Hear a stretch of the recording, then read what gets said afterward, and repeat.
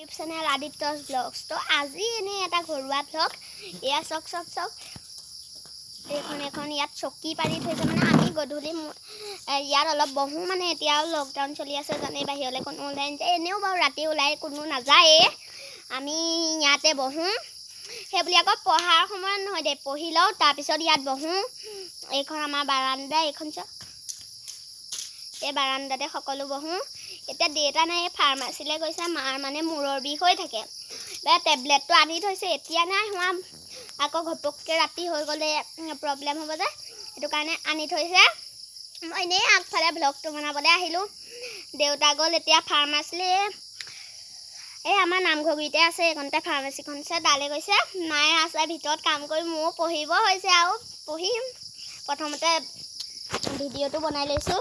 আপোনালোকে কি কৰিছে কমেণ্ট কৰি ক'বচোন। আমি এনেই আৰু টাইম পাছ কৰিবলৈ অকণমান বহোঁ, আকৌ কেতিয়াবা এনেই মোবাইলটোকে চাওঁ আৰু কেতিয়াবা এইকণতে বহোঁ।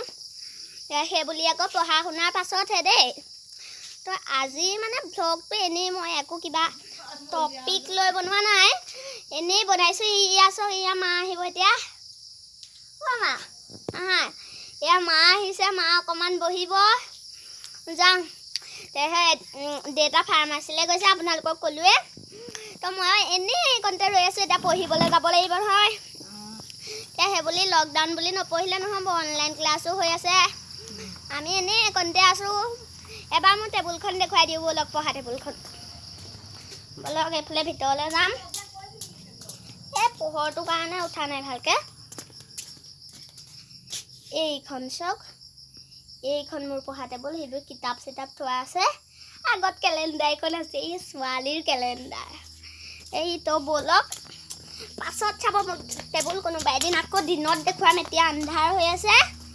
তো এয়া এনেই এয়া মা বহিলেই, মই কৈছিলোঁ নহয় আপোনালোকক, মা কাম আছে, মানে কুকাৰটো তুলি থৈ আহিছে গেছত, সিয়া বহি আছে বিচনী মাৰি। বাহিৰতটোতো ফেন নাই ন, এয়া মই আছোঁ এয়াই। তো আজি ব্লগটো এনেই বনালোঁ আৰু। তো ব্লগটো ইমানে, যদি ভাল পালে লাইক কৰিব, কমেণ্ট কৰিব, শ্বেয়াৰ কৰিব এণ্ড ছাবস্ক্ৰাইব কৰিব।